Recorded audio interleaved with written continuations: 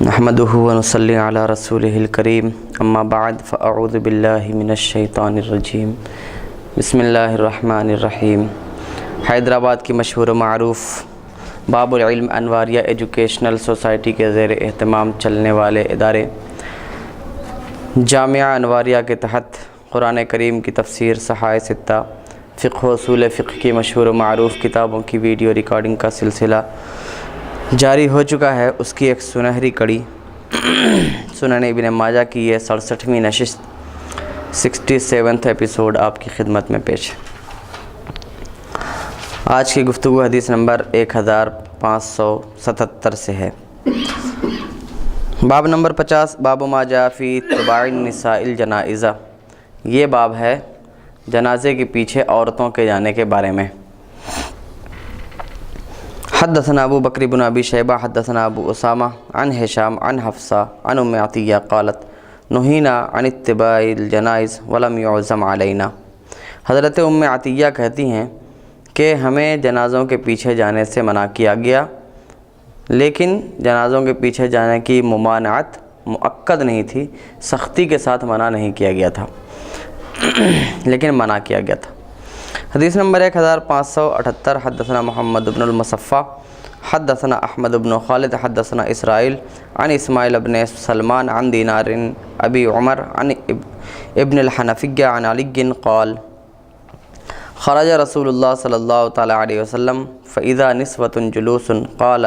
ما يجلسكن قلنا ننتظر الجنازہ قال هل تغسلن قلنا لا قال هل تحملن قلت لا قال هل تدلين في من يدلي قلنا لا قال فرجعنا معذورات غیر ماجورات۔ حضرت علی رضی اللہ تعالیٰ عنہ سے مروی فرماتے ہیں رسول اللہ صلی اللہ تعالیٰ علیہ وسلم نکلے تو آپ نے عورتوں کو بیٹھا ہوا دیکھا۔ آپ نے پوچھا کہ تم لوگ کیوں بیٹھی ہو؟ ان لوگوں نے کہا ہم جنازے کا انتظار کر رہے ہیں۔ تو آپ نے پوچھا کیا تم نے غسل دیا، یعنی جنازے کو غسل دیا؟ ان لوگوں نے کہا نہیں۔ آپ نے پوچھا کیا تم نے جنازے کو اٹھایا؟ عورتوں نے جواب دیا نہیں۔ آپ نے پوچھا کہ کیا تم لوگوں نے نکالا اس کو، جو نکالتا ہے، یعنی یہ کہ کیا تم جنازے کو گھر سے باہر نکالی، یا پھر یہ کہ جنازے کو تم نکالو گی، جو میت کو نکال کر قبر میں ڈالتے ہیں، تو کیا تم میت کو نکال کر ڈولے سے تخت سے نکال کر قبر میں داخل کرو گی؟ ان لوگوں نے کہا نہیں۔ تو آپ نے فرمایا فرجعنا معذورات غیر ماجورات، تو تم لوگ لوٹ جاؤ معذورات ہو کر، یعنی گناہوں کے ساتھ اور اجر یافتہ ہو کر نہیں، یعنی تم لوگ لوٹ جاؤ، کیونکہ اگر جاؤ گی تو گناہگار ہوگی اور تمہیں کوئی بھی ثواب نہیں ملے گا۔ اس باب کی دونوں احادیث سے یہ بات معلوم ہوئی کہ عورتوں کا جنازے کے پیچھے جانا یہ رسول اللہ صلی اللہ تعالیٰ علیہ وسلم نے منع فرمایا ہے، لہذا عورتیں جنازے میں نہیں جا سکتیں، لہذا جب جنازے میں نہیں جا سکتیں جنازے کی نماز بھی ان کے اوپر نہیں ہے۔ حدیث باب نمبر 51، باب فی النہی عن النیاحہ۔ یہ باب ہے نوحہ کی ممانعت کے بیان میں، یعنی میت کے مر جانے کے بعد اس کو یاد کر کے رونا، گڑ گڑانا۔ رونا دو طرح کا ہوتا ہے، ایک روئیں لیکن بغیر آواز کے ہو، تو اس کی اجازت اسلام میں ہے کہ اگر آنکھوں سے آنسو جاری ہو رہے ہیں تو دل پر قابو نہیں ہوتا، کسی جس سے محبت ہوتی ہے، جو ساتھ رہنے والے لوگ ہیں، ان کا جب بچھڑتے ہیں وہ تو اس طرح کی کیفیت ہو جاتی ہے، تو اگر ایسا کچھ ہو جائے تو اس کی اجازت ہے اسلام میں، لیکن آواز کر کے پکارا کر کے رونا یہ نوحہ کہلاتا ہے، اور رسول اللہ صلی اللہ تعالیٰ علیہ وسلم نے اس سے منع فرمایا۔ اس سے پہلے ان کے تفاق کا نام فرمائیے۔ عورتوں کا جنازے کے پیچھے جانا، یعنی جنازے میں شریک ہونا۔ تو نوحہ سے رسول اللہ صلی اللہ علیہ وسلم نے منع فرمایا۔ اہل عرب کا یہ معمول تھا کہ جب ان کا کوئی مر جاتا اور کوئی رونے والی ان کے گھر میں نہیں ہوتی تو وہ کرائے پر لاتے تھے رونے والیوں کو، اور پھر ان سے نوحہ کرواتے تھے، وہ لوگ روتے تھے۔ اور کبھی ایسا بھی ہوتا تھا کہ ایک قبیلے کی عورتیں دوسرے قبیلے کہ میت پر روتی تھی، نوحہ میں ساتھ دیتی تھیں، پھر جب ان کو ضرورت پڑتی تھی تو وہ ان کے یہاں آتی تھی، اس طرح بھی ہوتا تھا۔ رسول اللہ صلی اللہ تعالی وسلم نے ان تمام صورتوں سے منع فرما دیا اور یہ کہا کہ نوحہ اسلام میں جائز نہیں۔ حدیث نمبر 1579، حدثنا ابو بکر بن ابی شیبہ حدثنا وکیع عن یزید بن عبداللہ مولی الصحابہ عن شہر بن حوشب عن ام سلمہ عن النبی صلی اللہ تعالی علیہ وسلم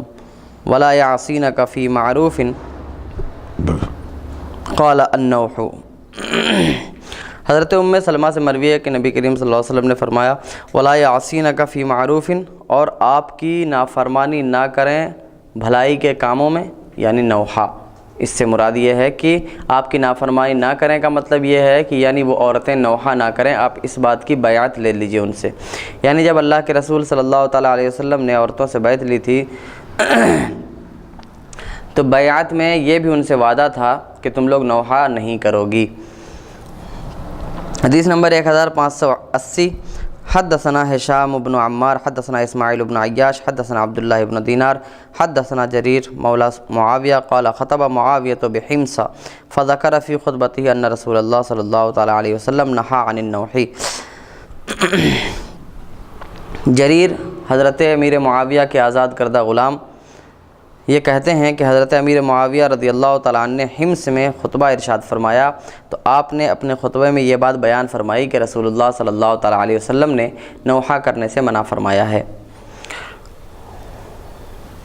حدیث نمبر 1581، حدثنا العباس بن عبد العظیم العنبری و محمد بن یحییٰ قال حدثنا عبد الرزاق انبانا معمر عن یحییٰ بن کثیر عن ابن معانق او ابی معانق عن ابی مالک الاشعری قال قال رسول اللہ صلی اللہ تعالیٰ علیہ وسلم النیاحۃ من امر الجاہلیہ وان النائحۃ اذا ماتت ولم تتب قطع اللہ لها ثیابا من قطران ودرعا من لہب النار۔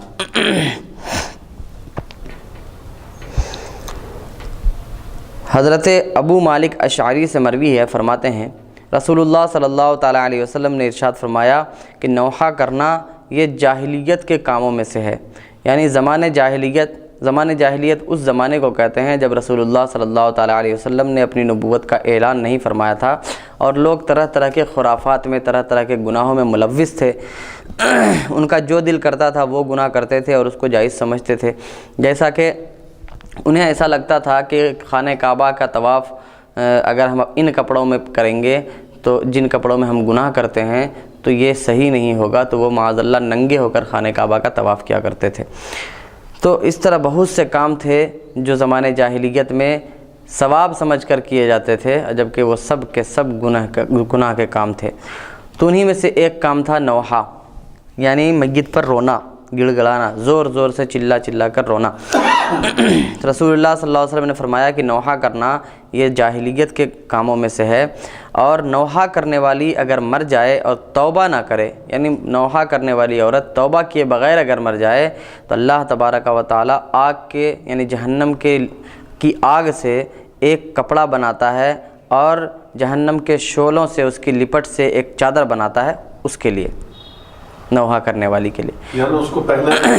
یعنی وہ کپڑا یعنی کہ ایک قمیص سمجھیے جو اوپر کا ہوگا اور ایک نیچے کا جو پاجامہ کے طور پر پہنا جائے، جو بھی ایک چادر ہوگی جو اس کو پہنائی جائے گی، اور وہ سب کے سب آگ کی رہے گی، جو عورتیں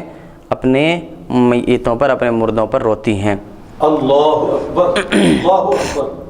لیکن رونے کا یہ مطلب نہیں ہے کہ بالکل آنسو نہ نکلے۔ میں نے پہلے ہی باب کے شروع میں بیان کیا کہ اگر آنسو نکلتے ہیں تو یہ غم اور تکلیف کی شدت سے آنسو نکل سکتے ہیں، آنسو نکلنے میں ممانعت نہیں ہے، منع نہیں ہے، لیکن منع اس رونے سے ہے جس میں کہ زور زور سے آواز کے ساتھ رویا جائے۔ لیکن چہرے پر، گال پر، سینے پر جو لوگ ہاتھ مارتے ہیں، اس طرح نوحہ میں یہی سب ہوتا تھا کہ اپنے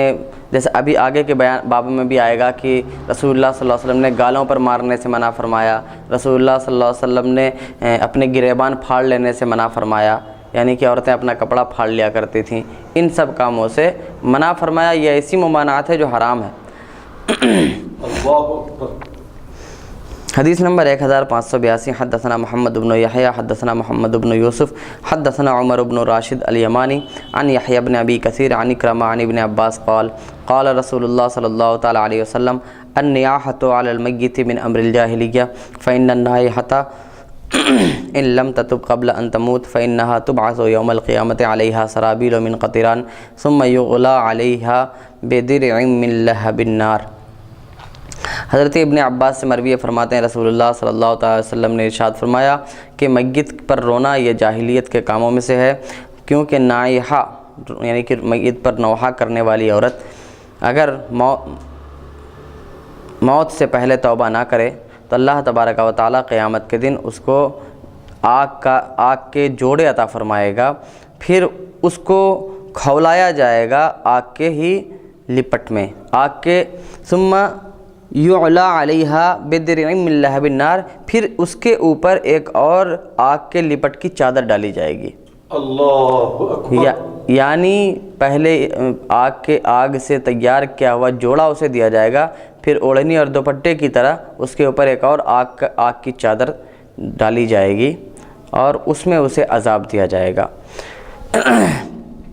ایک اور حدیث نمبر 1583 حدثنا احمد بن یوسف حدثنا عبید اللہ انبأنا اسرائیل عن ابی یحییٰ عن مجاہد عن ابن عمر قال نہا رسول اللہ صلی اللہ تعالی علیہ وسلم ان تتبع جنازۃ معها رانہ۔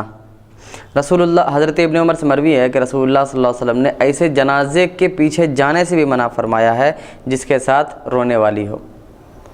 یعنی اگر کوئی جنازہ ایسا جا رہا ہے جس کے پیچھے عورتیں روتی ہوئی جا رہی ہیں تو رسول اللہ صلی اللہ علیہ وسلم نے فرمایا تم اس جنازے میں شریک مت ہو۔ دیکھیے کہ اللہ کے رسول صلی اللہ تعالیٰ علیہ وسلم نے رونے سے نوحہ کرنے سے منع فرمایا ہے، اور اگر کوئی ایسی رونے والی عورت ہو، نوحہ کرنے والی عورت جنازے میں ساتھ ساتھ جا رہی ہے تو مسلمانوں کو حکم دیا جا رہا ہے کہ ایسے جنازے میں ہی تم شریک نہ ہو کہ کہیں اس کا وبال بھی تمہارے اوپر آ جائے کہ تم نے اسے منع کیوں نہیں کیا۔ اس بات سے صاف طور پر یہ معلوم ہوتا ہے کہ جو لوگ جانکار ہیں جیسے علماء ہیں ان کی یہ ذمہ داری بنتی ہے کہ ہماری عوام کوئی غلط کام کرتی ہے کسی طرح کا بھی اور ہم ایسے ہیں جن کی بات ہماری عوام مان سکتی ہے، تو ہمارے اوپر فرض ہے کہ ہم انہیں بتائیں کہ یہ کام غلط ہے اور یہ کام ایسا نہیں، اس طرح کرنا چاہیے، جو صحیح طریقہ ہے وہ بتائیں۔ ہم علماء کرام کی ذمہ داری بنتی ہے۔ مثلاً بہت سے لوگ ایسے ہیں جو نادانی میں مزارات کا طواف کرتے ہیں، اور بہت سے لوگ ایسے ہیں جو نادانی میں قبروں کو سجدہ بھی کر دیتے ہیں، تو ہم علماء کرام کی ذمہ داری بنتی ہے کہ اپنی تقریروں میں، اپنے محفلوں میں لوگوں کو سمجھائیں، اور ساتھ ہی ساتھ ہم اگر کہیں حاضر ہوں کسی قبر کی زیارت میں اور وہاں دیکھیں ایسا ہوتے ہوئے تو ہاتھ پکڑ کر روکیں اور انہیں سمجھائیں کہ ایسا کرنا جائز نہیں ہے، حرام ہے۔ تو بہرحال اس باب سے یہ معلوم ہوا کہ میت پر رونا تو برا نہیں، جیسا کہ پچھلی احادیث میں آیا کہ رسول اللہ صلی اللہ علیہ وسلم کے جب فرزند کا انتقال ہوا تو آپ صلی اللہ تعالیٰ علیہ وسلم کے آنکھوں سے آنسو جاری تھے، اور اس سے آنکھوں سے آنسو جاری تھے اور آپ صلی اللہ تعالیٰ وسلم بہت شدت اضطراب میں تھے اور بہت زیادہ تکلیف میں دکھ رہے تھے کہ آپ یعنی صبر تو رسول اللہ صلی اللہ علیہ وسلم کو بھی تھا اور تمام مسلمانوں کو بھی اس صبر کی تلقین ہے، لیکن بہرحال اپنے جگر کا ٹکڑا یا پسندیدہ کوئی بھی چیز ہم سے رخصت ہوتی ہے تو ہمارے آنکھوں سے آنسو جاری ہو جاتے ہیں، تو اس بات کی تو شریعت میں اجازت ہے، لیکن رونا، گڑگڑانا، زور زور سے چلانا، اللہ تبارک و تعالیٰ سے شکوہ شکایت کرنا، اس بات کی اجازت نہیں ہے، یہ کام کرنا حرام ہے۔ اور وہ عورتیں جو اپنے بچوں کے یا اپنے شوہر کے یا اپنے ماں باپ کے مر جانے کے بعد بھی صبر کرتی ہیں تو ان کا کیا بدلہ ہے، ابھی 1-2 باب کے بعد آئے گا کہ ان کو کتنا ثواب ملتا ہے۔ باب نمبر 52 باب ما جاء فی النہی عن ضرب الخدود وشق الجیوب، یہ باب ہے گالوں پر مارنے اور گریبان پھاڑ لینے کی ممانعت کے بیان میں، کہ گالوں پر مارنا، جیسے کوئی مر گیا تو اپنے گالوں پر مارنا یا سینے پر مارنا یا گریبان پھاڑ لینا، رسول اللہ صلی اللہ علیہ وسلم نے ان سب باتوں سے بھی منع فرمایا ہے۔ حدیث نمبر 1584 حدثنا علی بن محمد حدثنا وکیع تحویل سند وحدثنا محمد بن بشار حدثنا یحیی بن سعید وعبد الرحمن جميعا عن سفیان عن زبید عن ابراہیم عن مسروق تحویل سند وحدثنا علی بن محمد وابو بکر بن خلاد قال حدثنا وکیع حدثنا الاعمش عن عبد الله بن مرہ عن مسروق عن عبد الله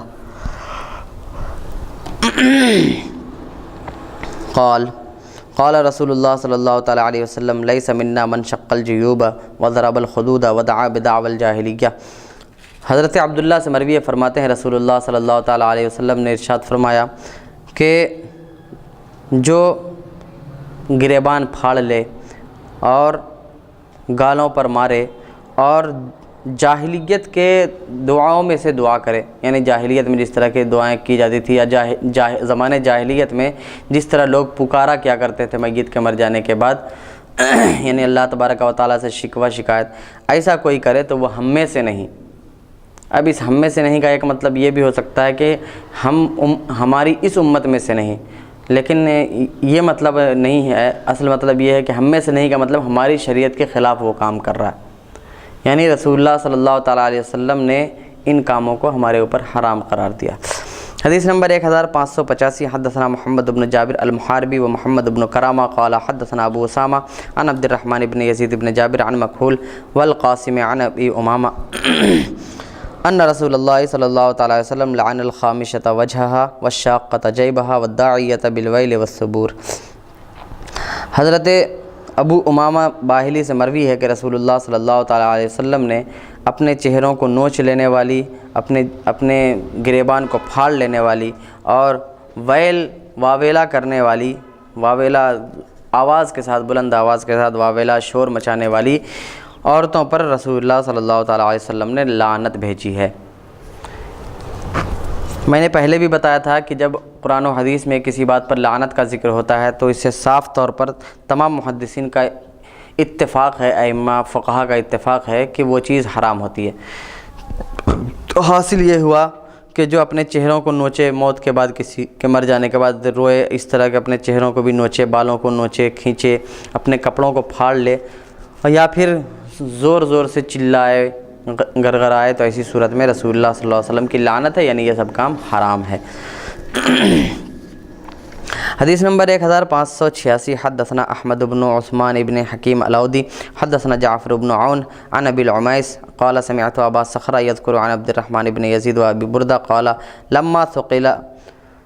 ثقل ابو موسیٰ اقبلت امرأته ام عبد اللہ تصیح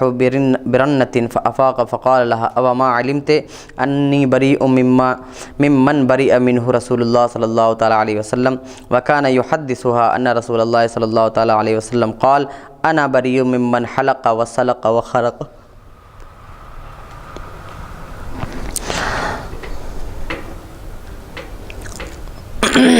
عبد الرحمن بن یزید اور ابو بردہ سے مروی ہے، وہ دونوں کہتے ہیں کہ جب حضرت ابو موسیٰ اشعری رضی اللہ تعالیٰ عنہ پر ان کی زندگی ثقیل ہوئی، بھاری ہوئی، یعنی ان کا آخری وقت تھا، تو ان کی ایک بیوی ام عبداللہ روتی ہوئی آئیں۔ پھر جب آپ کو افاقہ ہوا تو آپ نے فرمایا، ان سے کہا کیا تجھے معلوم نہیں کہ رسول اللہ صلی اللہ تعالیٰ علیہ وسلم جس سے بری اور بیزار ہیں میں بھی اس سے بیزار ہوں۔ پھر آپ نے حدیث بیان کرتے ہوئے اسے بتایا کہ رسول اللہ صلی اللہ علیہ وسلم نے فرمایا کہ میں بیزار ہوں اس سے جو حلق کروائے، یعنی اپنا سر منڈوائے یا اپنے گریبان پھاڑ لے یا اپنے گالوں پر تھپڑ مارے، ایسے لوگوں سے میں بری ہوں، بیزار ہوں۔ تو حاصل یہ ہوا کہ اس باب میں بھی یہ بیان کیا گیا کہ کسی کی موت پر اپنے گالوں پر مار لینا یا پھر اپنے کپڑوں کو پھاڑ لینا یا اپنے چہرے کو نوچنا یا اپنے سر کو منڈا لینا، جیسا کہ ہندوؤں کے یہاں یہ رواج ہے کہ مرنے کے بعد وہ لوگ اپنے سر منڈاتے ہیں، تو ایسا کچھ کرے تو رسول اللہ صلی اللہ تعالیٰ علیہ وسلم کی لعنت، رسول اللہ صلی اللہ علیہ وسلم نے ان پر لعنت بھیجی ہے، یعنی ایسا کرنے والا حرام کا مرتکب ہوتا ہے۔ باب نمبر 53 باب ما جاء فی البکاء علی المیت، یہ باب ہے میت پر رونے کے بیان میں۔ رونا اور نوحہ دونوں میں فرق ہے کہ رونا انسان کی آنکھ سے جب آنسو جاری ہوتے ہیں تو اسے رونا کہا جاتا ہے، زور زور سے چلا کر جب رونا ہو تو اسے نوحہ کہا جاتا ہے۔ تو حدیث نمبر 1587 حدثنا ابو بکر بن ابی شیبہ وعلی بن محمد قال حدثنا وکیع عن ہشام بن عروہ عن وہب بن کیسان عن محمد بن عمرو بن عطاء عن ابی ہریرہ ان النبی صلی اللہ تعالی علیہ وسلم كان في جنازة فرأى عمر امرأة فصاح بها فقال النبي صلی اللہ تعالی علیہ وسلم دعها یا عمر فإن العين دامعة والنفس مصابة والعهد قریب۔ حضرت ابو ہریرہ سے مروی ہے کہ نبی کریم صلی اللہ علیہ وسلم کسی جنازے میں تھے تو حضرت عمر رضی اللہ تعالیٰ نے ایک عورت کو دیکھا تو حضرت عمر نے حضرت عمر اس پر چلائے، یعنی اسے چپ رہنے کا کہا ہوگا۔ تو نبی کریم صلی اللہ تعالی وسلم نے فرمایا، یعنی اس حدیث کے مفہوم سے ایسا لگ رہا ہے کہ حضرت عمر اس عورت کو رونے سے روک رہے ہیں۔ تو نبی صلی اللہ علیہ وسلم نے فرمایا کہ اے عمر اسے چھوڑ دو، کیونکہ آنکھ رونے والی ہے اور نفس مصاب ہے۔ مصاب کا مطلب ہے کہ نفس جو ہے اس پر تکلیف پہنچتی ہے تو وہ تکلیف کو برداشت کرتا ہے نفس، اور والعہد قریب، اور عہد قریب ہے، یعنی ایک انسان جب دوسرے انسان کے ساتھ رہتا ہے اور پھر اچانک مر جاتا ہے تو اس دوسرے انسان کی جدائی زندہ انسان کو بہت زیادہ کھلتی ہے اور بہت زیادہ وہ اسے اتنی جلدی بھول نہیں پاتا اس کے ساتھ کو، اور اس نے اس کے ساتھ جو زندگی کے لمحات گزارے ہوتے ہیں ان لمحات کو یاد کر کے وہ انسان رونے لگتا ہے، اس کی آنکھوں سے آنسو جاری ہو جاتے ہیں۔ تو رسول اللہ صلی اللہ علیہ وسلم فرماتے ہیں کہ عہد زمانہ بہت ہی قریب ہے، قریب کا زمانہ ہے، ابھی وہ دونوں ساتھ رہ رہے تھے اور پھر ابھی ایسا ہوتا ہے کہ الگ ہو گئے ہیں، تو اس ساتھ کو یاد کر کے آنکھ سے آنسو جاری ہو جانا یہ گناہ نہیں ہے، رونے دو۔ یعنی اگر کوئی شخص صرف روتا ہے تو اس سے اسلام نے منع نہیں فرمایا۔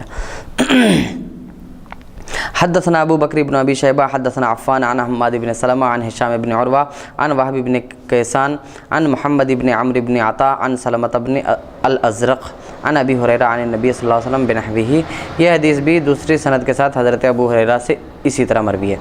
حدیث نمبر 1588 حدثنا محمد بن عبد الملک بن ابی الشوارب حدثنا عبد الواحد بن زیاد حدثنا عاصم الاحول عن ابی عثمان عن اسامۃ بن زید قال كان ابن لبعض بنات رسول اللہ صلی اللہ تعالی علیہ وسلم یقضی فارسلت الیہ ان یأتیہا فارسل الیہا ان للہ ما اخذ وله ما اعطى وكل شيء عنده الى اجل مسمى فلتصبر ولتحتسب فارسلت الیہ فاقسمت علیہ فقام رسول اللہ صلی اللہ علیہ وسلم وقمت معه ومعه معاذ بن جبل وابی بن کعب وعبادۃ بن الصامت فلما دخلنا ناولوا الصبی رسول اللہ صلی اللہ علیہ وسلم وروحه تقلقل في صدره قال حسبته قال كأنها شنة قال فبكى رسول الله صلی اللہ تعالی علیہ وسلم فقال له عبادۃ بن الصامت ما هذا یا رسول اللہ قال الرحمة التي جعلها الله في بني آدم وإنما يرحم الله من عباده الرحماء۔ اسامہ بن زید سے مروی ہے، وہ کہتے ہیں کہ رسول اللہ صلی اللہ تعالیٰ علیہ وسلم کی کسی بیٹی کو ایک لڑکا تھا جو بیمار تھا۔ رسول اللہ صلی اللہ علیہ وسلم کے پاس اس نے خبر بھیجی کہ وہ ان کے پاس آئے، یعنی ان کی بیٹی نے رسول اللہ صلی اللہ علیہ وسلم کے پاس یہ خبر بھیجی کہ آپ ہمارے پاس تشریف لائیے۔ تو رسول اللہ صلی اللہ تعالیٰ علیہ وسلم نے اس کے پاس یہ خبر بھیجی کہ اللہ تبارک و تعالیٰ ہی کا ہے جو اللہ لے لے اور اسی کا ہے جو وہ عطا کرے، یعنی اللہ تبارک و تعالیٰ اگر کچھ دے رہا ہے تو بھی وہ اس کی ملکیت ہے، اور وہ لے رہا ہے تو بھی وہ اسی کا تھا جو وہ لے رہا ہے، اور ہمیں جو ملا ہے تو اس کے بارے میں فرماتے ہیں وَكُلُّ شَيْءٍ عِندَهُ إِلَىٰ أَجَلٍ مُّسَمًّى، اور اللہ تبارک و تعالیٰ نے ہر چیز کا ایک مقررہ وقت کر رکھا ہے۔ فَلْتَصْبِرْ وَلْتَحْتَسِبْ، تو صبر کر اور ثواب کی امید رکھ، تو صبر کر اور ثواب کی امید رکھ۔ رسول اللہ صلی اللہ علیہ وسلم نے اپنی بیٹی کو یہ خبر بھیج دی، یعنی رسول اللہ صلی اللہ علیہ وسلم کو ان کی بیٹی نے بلانے کے لیے بھیجا تو آپ نے یہ خبر واپس بھیجی۔ فَأَرْسَلَتْ إِلَيْهِ فَأَقْسَمَتْ عَلَيْهِ، تو دوبارہ اس نے بلانے کے لیے بھیجا اور قسم دی کہ آپ کو آنا ہے۔ تو رسول اللہ صلی اللہ علیہ وسلم کھڑے ہوئے، ہم بھی ان کے ساتھ کھڑے ہوئے، اور رسول اللہ صلی اللہ علیہ وسلم کے ساتھ تھے معاذ بن جبل، ابی بن کعب، عبادہ بن صامت، یہ تینوں تھے۔ جب ہم لوگ داخل ہوئے تو ان لوگوں نے بچے کو رسول اللہ صلی اللہ تعالیٰ علیہ وسلم کے سامنے پیش کر دیا اور اس کی روح اس کے سینے میں بس اب نکلے کر رہی تھی، یعنی بس نکلنا ہی چاہ رہی تھی۔ فرماتے ہیں قال حسبتہ کأنہا شنہ، تو راوی کہتے ہیں میں نے سمجھا کہ مجھے ایسا لگا کہ یہ آخری سانسیں ہیں۔ راوی کہتے ہیں رسول اللہ صلی اللہ علیہ وسلم رونے لگے تو حضرت عبادہ بن صامت نے ان سے پوچھا یا رسول اللہ یہ کیا ہے، یعنی آپ کا رونا، جبکہ آپ نے ہی منع فرمایا ہے رونے سے، یعنی نوحہ کو انہوں نے رونا سمجھا تھا۔ تو رسول اللہ صلی اللہ علیہ وسلم نے فرمایا الرحمۃ التی جعلها اللہ فی بنی آدم، یہ تو وہ رحمت اور رحم ہے، کرم ہے، یعنی کہ محبت ہے، رحمت ہے جو اللہ تبارک و تعالیٰ نے ہر بنی آدم کے دل میں بنایا ہے، ہر بنی آدم کے دل میں رکھا ہے، اور اللہ تبارک و تعالیٰ اپنے رحیم اور مہربان بندوں سے پر رحم فرماتا ہے، یعنی جو بندے رحیم ہوتے ہیں، مہربان ہوتے ہیں، اللہ تبارک و تعالیٰ ان پر رحم فرماتا ہے۔ تو اس حدیث سے یہ بات پتہ چلی کہ اگر رونا صرف ہو، بہت ہلکی آواز بھی ہے، رونا ہے، لیکن اس بات کو یاد کر کے رو رہے ہیں کہ اس سے جو ہماری محبت تھی، وہ شخص جس سے ہم بہت محبت کیا کرتے تھے، جس کے ساتھ ہم دن رات رہا کرتے تھے، اچانک وہ شخص جا رہا ہے، تو اس شخص کو یاد کر کے رونا یہ اس شخص سے محبت اور رحم کی دلیل ہے، اور اس رونے سے اللہ تبارک و تعالیٰ کی رحمت ہمیں حاصل ہوتی ہے۔ لہذا رونا وہ منع ہے جس میں کہ اللہ کے رسول صلی اللہ علیہ وسلم نے فرمایا کہ جس میں زور سے چلا کر رویا جائے، جیسا کہ آج ہمارے سماج میں بھی بہت سی عورتیں ایسا کرتی ہیں۔ اللہ تبارک و تعالی ہماری عورتوں کو سمجھ عطا فرمائے اور صبر عطا فرمائے، آمین۔ حدیث نمبر 1589، حدثنا سوید بن سعید حدثنا یحیی بن سلیم عن ابن خیثم عن شہر بن حوشب عن اسماء بنت یزید قالت لما توفی ابن رسول اللہ صلی اللہ علیہ وسلم ابراہیم بکا رسول اللہ صلی اللہ علیہ وسلم فقال له المعزی اما ابو بکر و اما عمر انت احق من عظم اللہ حقہ قال رسول اللہ صلی اللہ علیہ وسلم تدمع العین ويحزن القلب ولا نقول ما يسخط الرب لولا انه وعد صادق وموعود جامع وان الاخر تابع للاول لوجدنا عليك يا ابراهيم افضل مما وجدنا وانا بك لمحزونون۔ اسماء بنت یزید سے مروی فرماتی ہیں کہ جب رسول اللہ صلی اللہ علیہ وسلم کے فرزند حضرت ابراہیم کا انتقال ہوا تو آپ صلی اللہ علیہ وسلم رونے لگے، تو تعزیت کرنے والوں میں سے ایک شخص نے، یا تو وہ ابو بکر تھے یا عمر، یعنی انہیں یاد نہیں کہ دونوں میں سے کون تھے، یا ہو سکتا ہے کہ حضرت اسماء بنت یزید نے تو بتایا ہو لیکن بعد کے راویوں میں سے کسی کو یہ شک ہو گیا کہ ابو بکر کا نام لیا تھا یا حضرت عمر کا نام لیا تھا۔ بہرحال تو تعزیت کرنے والوں میں سے ایک نے انہیں کہا کہ آپ تو زیادہ حقدار ہیں اللہ تبارک و تعالیٰ کے حق کی حفاظت کرنے میں، یعنی اللہ تبارک و تعالیٰ نے جو ہم پر حق دیا ہے کہ نوحہ نہ کریں، نہ روئیں، تو اس کی تعظیم کرنے کے آپ زیادہ حقدار ہیں، اور آپ کی آنکھوں سے آنسو جاری ہو رہے ہیں۔ تو رسول اللہ صلی اللہ علیہ وسلم نے فرمایا آنکھیں روتی ہیں، آنکھیں آنسو بہاتی ہیں، دل غمگین ہوتا ہے، یعنی کہ آنکھیں آنسو بہا رہی ہیں، دل بھی غمگین ہے، لیکن ہم وہ بات نہیں کہہ رہے ہیں جو رب تعالیٰ کو ناراض کرے۔ تو حاصل یہ ہوا کہ نوحہ آنکھوں سے آنسو جاری ہو جائے، دل میں غم ہو، تو وہ نوحہ نہیں ہوتا بلکہ وہ بکا ہوتا ہے، رونا ہوتا ہے، اور رونے کی شریعت نے اجازت دی ہے۔ اور نوحہ میں ساتھ ساتھ یہ بھی ہوتا ہے کہ عورتیں بہت سی باتیں کہہ دیتی ہیں، جیسے میں نے بھی سنا ہے کئیوں سے کہتے ہوئے کہ معاذ اللہ کہتی ہیں یا اللہ پوری دنیا میں صرف میرا ہی بیٹا تجھے ملا تھا لینے کے لیے، یا میرا ہی شوہر ملا تھا، اس طرح کی باتیں کہتی ہیں، جبکہ حقیقت یہ ہے کہ وہ آپ کا نہیں ہوتا، وہ اللہ تبارک و تعالیٰ کا ہے۔ اللہ تبارک و تعالیٰ نے ہمیں ہر چیز جو دی ہے اس کا ایک وقت مقرر کر کے دیا ہے، جو بھی اللہ دیتا ہے وہ اسی کا ہے، اور جو لے لیتا ہے وہ بھی اسی کا تھا جو اس نے لے لیا۔ ہمارے پاس ایک امانت ہوتی ہے، ہمیں اگرچہ اس امانت سے محبت ہو جاتی ہے تو اس محبت پر ہمارے آنکھوں سے آنسو نکل جائیں تو یہ منع نہیں ہے، اور نہ ہی ہمارا دل غمگین ہو تو غم کرنے سے منع کیا ہے، بلکہ یہ ہے کہ ہم ایسی بات نہ کہیں جو ہمارے رب کی ناراضگی کا سبب ہو، یا ہم زور سے واویلا نہ کریں۔ رسول اللہ صلی اللہ علیہ وسلم آگے فرماتے ہیں لولا انہ وعد صادق و موعود جامع، اگر یہ سچا وعدہ نہ ہوتا، یعنی موت ایک سچا وعدہ ہے اللہ تبارک و تعالیٰ کا کہ ہر شخص کو موت آنی ہے، تو رسول فرماتے ہیں اگر یہ سچا وعدہ نہ ہوتا اور ملنے کا یعنی جمع کرنے کا وعدہ نہ ہوتا، یعنی جمع کرنے کا ایک وقت مقرر نہ ہوتا کہ کل قیامت کے دن ہر انسان کو جمع کیا جائے گا اور ان کا حشر ہوگا، حساب کتاب ہوگا، تو رسول فرماتے ہیں کہ اگر موت یہ سچا وعدہ نہ ہوتا اور ایک دن جمع ہونا نہ ہوتا، وَإِنَّ الْآخِرَ تَابِعٌ لِلْأَوَّلِ، اور آخر یعنی بعد میں جو آتا ہے وہ پہلے والے کے پیچھے آتا ہے، تو ہم تم پہ اے ابراہیم پاتے کہ تم افضل ہو اس سے جو ہم نے پایا ہے۔ یعنی کہنا یہ ہے کہ حضرت ابراہیم کے بارے میں رسول اللہ صلی اللہ علیہ وسلم یہ فرما رہے ہیں کہ موت حق ہے، اسی لیے تمہاری موت آئی۔ اللہ تبارک و تعالیٰ نے ملانے کا بھی وعدہ فرمایا ہے، ایک جگہ پھر سب کو جمع بھی ہونا ہے، اور دنیا میں جو بھی انسان آتا ہے تو ایک کے بعد دوسرا اس کے پیچھے جاتا ہے، ایسا لگاتار ہوتا رہتا ہے۔ تو اگر ایسا نہ ہوتا اور موت تمہاری نہ آنی ہوتی تو ہم یہ دیکھتے کہ اللہ تبارک و تعالیٰ نے جتنی بھی اولادیں ہمیں عطا فرمائی ہیں ان میں سب سے زیادہ فضیلت والی تم ہو۔ سبحان اللہ سبحان اللہ۔ وَإِنَّا بِكَ لَمَحْزُونُونَ، اور تمہارے چلے جانے پر ہم بہت زیادہ غمگین ہیں۔ واقعی یعنی کہ تمہارے رخصت ہو جانے سے ہمیں غم اور حزن ہوا ہے، ملال ہوا ہے۔ تو اس سے یہ بھی حاصل ہوا کہ اپنی اولاد کے یا کسی کے بھی اپنے عزیز کے چلے جانے پر غم کرنا یہ رسول اللہ صلی اللہ علیہ وسلم کی سنت ہے، لیکن غم میں اپنی زبان سے کوئی ایسی بات نہ نکلے جو اللہ تبارک و تعالیٰ کی ناراضگی کا سبب بنے، اللہ تبارک و تعالیٰ کے خلاف کوئی آواز کوئی بات ہماری زبان سے نہ نکلے،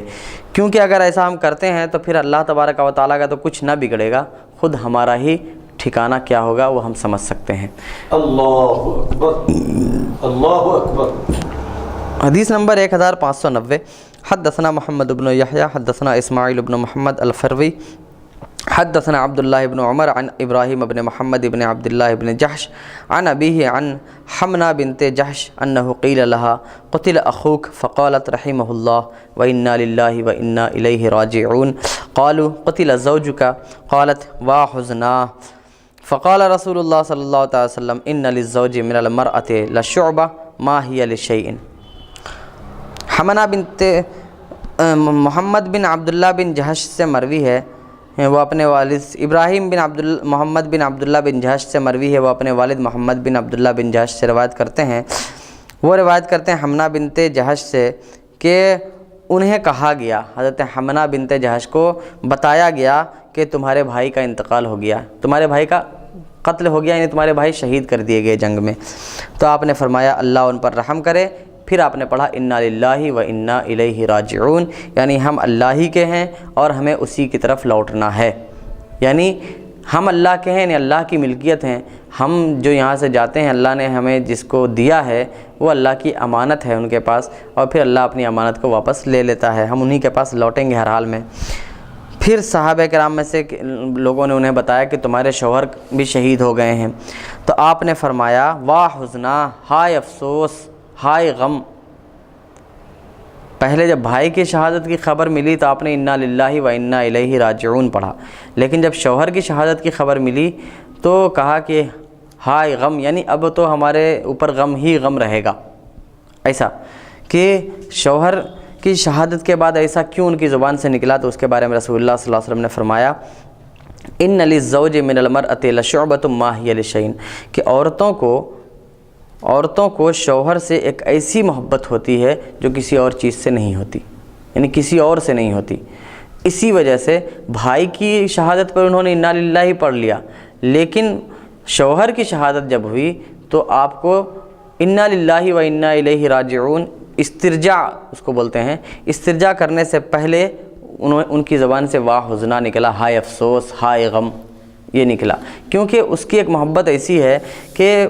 انسان اس کی محبت میں اس کی زبان سے کچھ ایسا نکلتا ہے کہ اب ہم دوبارہ نہیں ملیں گے اور اب ہمارا کبھی ساتھ نہیں رہے گا، ان کے ساتھ بیتے ہوئے ایام یاد آتے ہیں، اور پھر اس کی محبتیں، الفتیں، بیتے ہوئے دن یاد آتے ہیں، اور اس کی محبتیں، الفتیں، عنایتیں یہ سب یاد آتی ہیں، جس کی وجہ سے انسان اپنے غم کو جلدی بھول نہیں پاتا۔ خواہ وہ کوئی غم ہو یا کوئی الفاظ ہو، لفظ ہو، ورڈز ہو، لیکن وہ شریعت کے حدود میں ہونا چاہیے۔ ہاں تو مطلب کہ وا حزنا کا معنی صرف اتنا انہوں نے کہا کہ ہائے غم، یعنی یہ غم اب ہمارے ساتھ رہے گا جب تک ہماری زندگی ہے، یہ مطلب۔ تو یہ کہنا شریعت کے خلاف نہیں ہے۔ ایسا کچھ اگر کوئی عورت کہتی ہے تو کہہ سکتی ہے، یعنی غم تو بہرحال ہوتا ہے، کسی بھی شوہر کے مر جانے کے بعد بیوی کو غم ہوتا ہے، بیوی کے مر جانے کے بعد شوہر کو غم ہوتا ہے، لیکن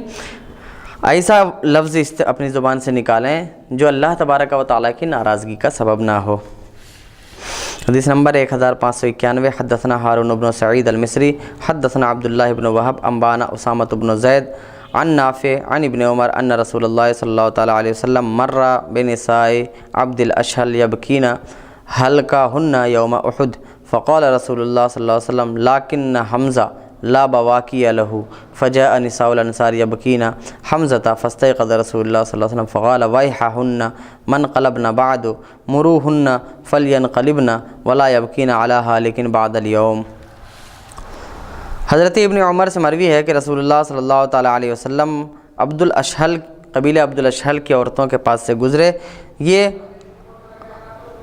احد کے دن یعنی غزوہ احد میں شہید ہونے والوں کے اوپر رو رہی تھیں۔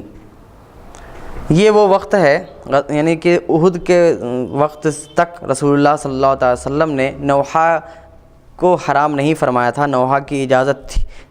ظاہری طور پہ اجازت بھی نہیں تھی لیکن حرام نہیں فرمایا تھا جب تک، تو اس وقت تک وہ کام جائز ہوتا ہے۔ جیسے کہ اللہ تبارک و تعالیٰ نے شراب حرام نہیں فرمائی تھی جب تک، تو مسلمان شراب پیا کرتے تھے اور وہ گناہگار نہیں، اور جب تک اللہ تبارک و تعالیٰ نے نوحہ کرنے کی یا رسول نے نوحہ کرنے سے منع نہیں فرمایا تھا تب تک وہ نوحہ کرتی تھیں اور اس نوحہ پر انہیں گناہ نہیں۔ تو کہنا یہ ہے کہ وہ کام جس سے شریعت نے منع نہ کیا ہو اس وقت تک وہ حلال ہوتا ہے، اور خود رسول اللہ صلی اللہ علیہ وسلم نے ارشاد فرمایا الحلال ما احل اللہ ورسولہ فی کتابہ والحرام ما حرم اللہ ورسولہ فی کتابہ وما سکت عنہ فہو مما عفی عنہ۔ یعنی حلال وہ ہے جسے اللہ اور اس کے رسول نے اپنی کتاب میں حلال فرمایا، اور حرام وہ ہے جسے اللہ اور اس کے رسول نے اپنی کتاب میں حرام فرمایا، اور جس سے خاموش رہے یعنی جس چیز کا حکم بیان نہیں فرمایا، یہ ان میں سے ہے جو تمہارے لیے کرنا مباح ہے، تمہارے لیے کرنا جائز ہے۔ اسی سے یہ بات کھل کر سامنے آتی ہے کہ ہر وہ کام جو انسان کرے اگر شریعت کے خلاف نہیں ہے، شریعت کا اس پر کسی طرح شریعت کے قانون کے خلاف وہ کام نہیں ہے، تو وہ چیز حلال ہوتی ہے، اس کے حرام ہونے کے لیے دلیل چاہیے، حلال ہونے کے لیے مباح ہونے کے لیے دلیل نہیں چاہیے۔ جیسا کہ ہم عید میلاد النبی مناتے ہیں یا فاتحہ کرتے ہیں، غوث پاک کا فاتحہ یا کچھ بھی فاتحہ وغیرہ جو کرتے ہیں، تو غریب نواز کا فاتحہ کرتے ہیں، سید مخدوم اشرف کا اور انوار اللہ فاروقی کا اور امام احمد رضا کا، اس طرح جتنے بھی ہمارے بزرگان دین ہیں، کسی کا بھی ہم جب فاتحہ کرتے ہیں یا عرس مناتے ہیں تو ان کے حرام ہونے کی دلیل چاہیے۔ جو لوگ حرام مانتے ہیں ان کو دلیل دینی ہوگی، کیونکہ جو چیز کا حکم اللہ اور اس کے رسول نے بیان نہیں فرمایا ہے وہ ان میں سے ہے جن کا کرنا ہمارے لیے مباح ہے، اگر وہ اسلام کی شریعت سے متصادم نہ ہو، ٹکراتا نہ ہو، اس کے خلاف نہ ہو۔ لہذا جب تک اس بات کو ثابت نہ کر دیا جائے کہ یہ شریعت کے خلاف ہے، یعنی کہ ایسا کرنا شریعت کے خلاف ہے، تو اس وقت تک وہ چیز جائز ہوتی ہے۔ جیسے کہ اذان سے پہلے الصلاۃ والسلام علیک یا رسول اللہ پکارنا یا اقامت سے پہلے پکارنا، اگرچہ صحابہ کرام نے نہیں پکارا، پھر بھی چونکہ یہ کام صلاۃ و سلام کا ایک ایسا کام ہے کہ اللہ تبارک و تعالیٰ نے ہمیں اس کے کرنے کا حکم دیا ہے، اور ساتھ ہی ساتھ اس کے لیے کوئی وقت بھی مقرر نہیں فرمایا ہے، اور یہ بھی نہیں ہے پورے قرآن و حدیث میں کہیں بھی کہ اذان سے پہلے تم صلاۃ و سلام نہیں کہنا اور نہیں کہہ سکتے۔ جب ایسا کچھ بھی نہیں ہے تو خود اللہ کے رسول صلی اللہ علیہ وسلم نے فرما دیا کہ جس کو اللہ نے اپنی کتاب میں حلال کہا اور اس کے رسول نے تو وہ حلال ہے، جس کو اللہ اور اس کے رسول نے حرام کیا تو وہ حرام ہے، اور جس کے بارے میں کچھ نہیں بیان فرمایا تو وہ تمہارے لیے کرنا مباح ہے۔ تو اس سے صاف طور پہ سمجھ میں آتا ہے کہ نماز اذان سے پہلے، اقامت سے پہلے ہم صلاۃ و سلام بھی پڑھ سکتے ہیں، کیونکہ اس کا کوئی وقت مقرر نہیں، شریعت میں کہیں منع نہیں۔ یہ بھی معلوم ہوا کہ ہم اعراس اور عرس جو کرتے ہیں وہ بھی کر سکتے ہیں، کیونکہ شریعت میں ایسا کام کرنے سے کسی نبی یا کسی ولی کا دن منانے سے منع نہیں کیا گیا، بلکہ قرآن میں خود ثابت ہے دن منانا قرآن سے۔ تو جب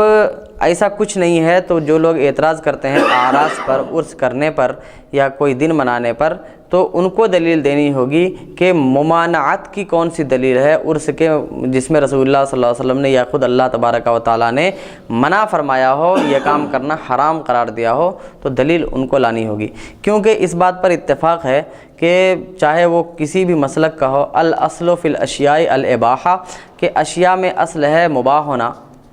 اور خود قرآن کریم سے یہ قاعدہ ثابت ہے، وَهُوَ الَّذِي خَلَقَ لَكُم مَّا فِي الْأَرْضِ جَمِيعًا، کہ وہی ہے جس نے تمہارے لیے پیدا کیا جو کچھ زمین میں ہے، یعنی جو کچھ زمین میں ہے اللہ نے تمہارے لیے پیدا کیا ہے۔ تو زمین کی ہر چیز ہمارے لیے حلال ہوئی، لیکن پھر جن چیزوں کو اللہ تعالیٰ نے ہمارے لیے پسند نہ کیا کہ ہم اس کو استعمال کریں، تو ان چیزوں کا اللہ تعالیٰ نے حرام ہونا بیان کر دیا کہ فلاں چیز ہم، جیسے شراب نہیں پی سکتے، سور نہیں کھا سکتے، اور بہت سی چیزیں جو ایسی ہیں تو ان کے بارے میں اللہ تبارک و تعالیٰ نے صاف طور پر بیان فرما دیا، تو باقی جو بچیں وہ ہمارے لیے حلال ہے۔ اسی سے یہ قاعدہ بنایا ہے فقہاء کرام نے کہ الاصل فی الاشیاء الاباحہ، کہ اشیاء میں اصل ہے مباح ہونا، کہ جو بھی چیزیں ہیں ان میں اصل یہ ہے کہ وہ مباح ہے، اور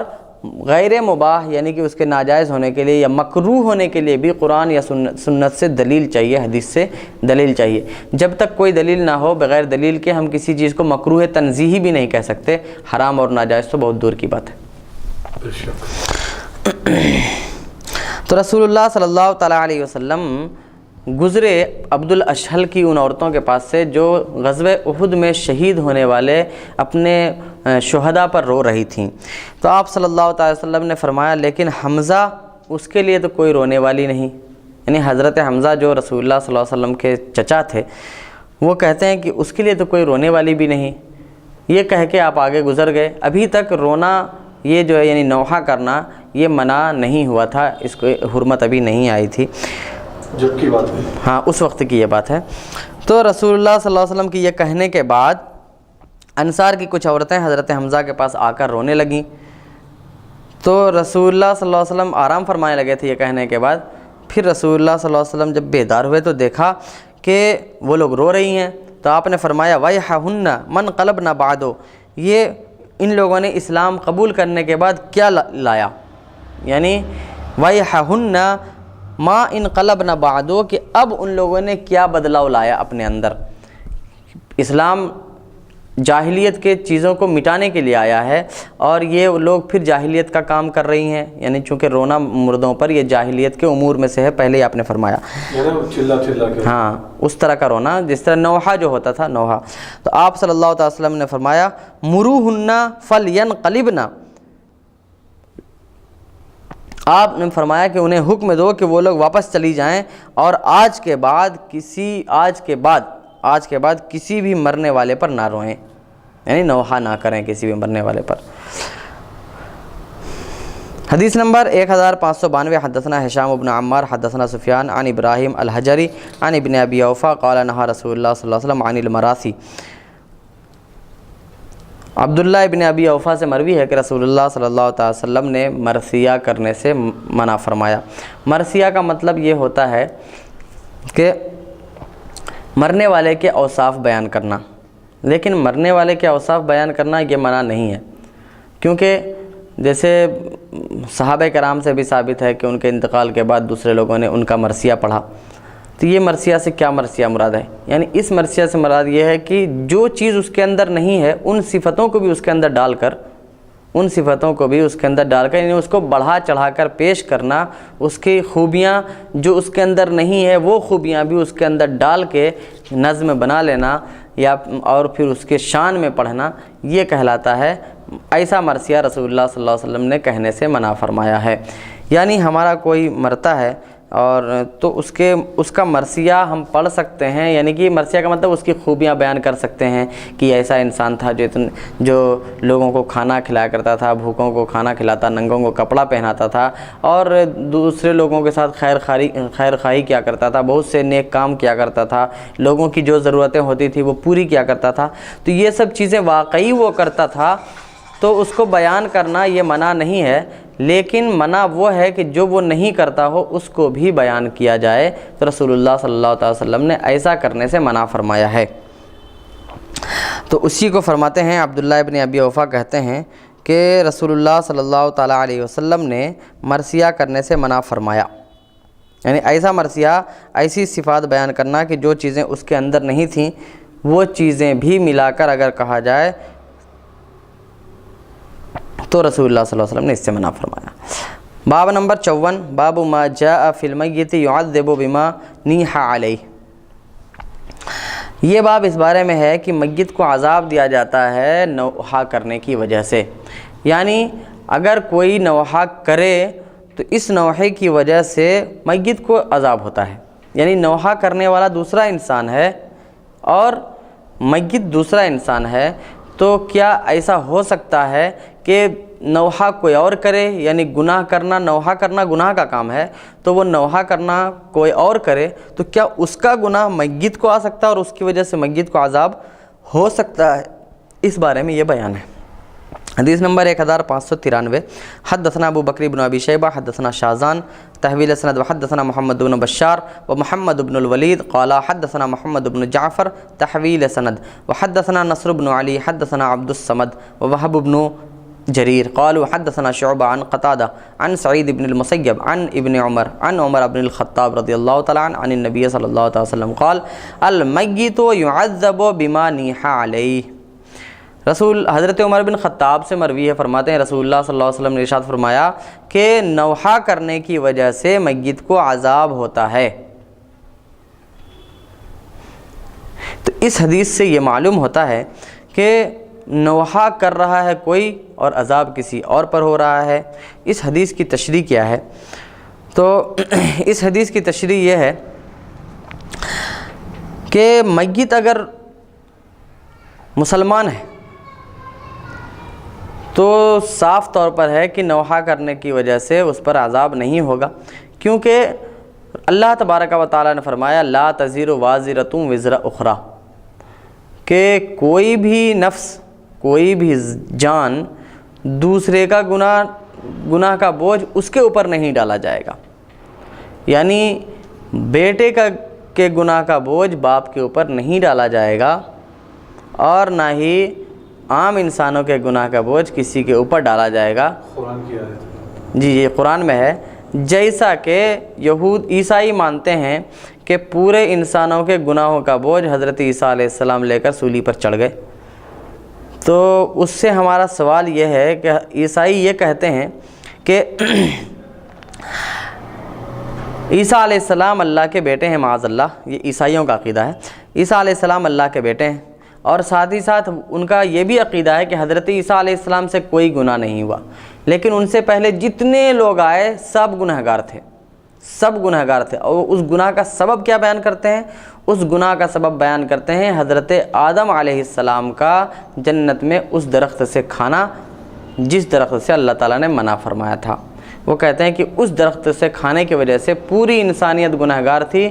تو اس گناہ کا کفارہ ادا کرنے کے لیے اللہ کا بیٹا پیدا ہوا حضرت عیسیٰ علیہ السلام، اور وہ سولی پر چڑھ گیا۔ تو ہمارا یہ کہنا ہے کہ اللہ تبارک و تعالیٰ تو وہ ذات ہے کہ کسی کے گناہ کی سزا دوسرے کو نہیں دیتا، تو پھر معاذ اللہ تمہارے کہنے کے مطابق جو اللہ کا بیٹا ہے اللہ نے اسی کو دوسروں کے گناہ کی سزا کیسے دے دی؟ تو ماننا یہ پڑے گا کہ تمہارا یہ عقیدہ، یہ بنایا ہوا جو ہے وہ اپنا بنایا ہوا ہے، اللہ تبارک و تعالیٰ کا ایسا کوئی قانون ہی نہیں ہے۔ اللہ تبارک و تعالیٰ کا قانون تو یہ ہے کہ جس نے گناہ کیا ہے اس کی سزا اسی کو ملے گی، دوسرے کو اس کی سزا نہیں مل سکتی۔ تو بہرحال جب آدمی مر گیا ہے تو نوحہ کرنے کی وجہ سے، دوسرے کے نوحہ کرنے کی وجہ سے میت کو عذاب کیسے ہو سکتا ہے؟ تو اس کا مطلب کیا ہے؟ تو اس کا مطلب یہ ہے کہ رسول اللہ صلی اللہ علیہ وسلم یہ فرما رہے ہیں کہ انہوں نے میت، یہ جو مردہ ہے وہ مردہ مشرک تھا، کافر تھا، اور نوحہ کرنے والے لوگ بھی کافر تھے۔ تو حضرت عمر بن خطاب کے ساتھ رسول اللہ صلی اللہ علیہ وسلم تھے، آپ نے فرمایا کہ یہ لوگ یہاں نوحہ کر رہے ہیں اور وہاں میت کو عذاب ہو رہا ہے، یعنی اس کے شرک کی وجہ سے اس کو عذاب ہو رہا ہے، اور یہاں یہ لوگ رو رہے ہیں, گڑ گڑا رہے ہیں. کہنے کا یہ مطلب تھا, یعنی یہ مطلب نہیں تھا کہ نوحہ کرنے کی وجہ سے اس کو عذاب ہو رہا, بلکہ مطلب یہ تھا کہ یہاں یہ نوحہ کر رہی ہے, وہاں چونکہ مر جانے کے بعد اس کو عذاب ہو رہا ہے. حدیث نمبر 1594. حدثنا یعقوب بن حمید بن قاسم حدثنا عبد العزیز بن محمد دراوردی حدثنا اسید بن ابی اسید عن موسى بن ابی موسى الاشعری عن ابیہ ان النبی صلی اللہ علیہ وسلم قال ان المیت يعذب ببكاء الحي اذا قالوا وعضداه وقاسيا وناصرا وجبلا ونحو هذا